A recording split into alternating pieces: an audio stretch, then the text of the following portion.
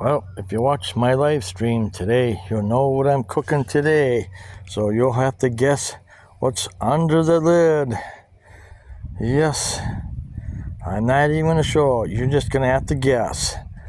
Yep, if you saw my live stream today, you'll know what I was cooking. So there you go.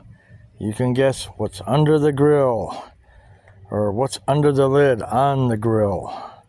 So be sure to leave your votes in the comments on my video that I'm going to upload here. So there you go.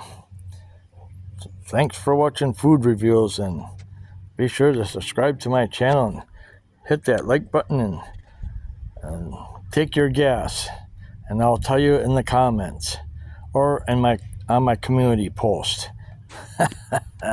This time I'm not even going to open the lid, because if you didn't watch my live stream today, you're probably not going to know. So there you go. Thanks for watching. Bye for now.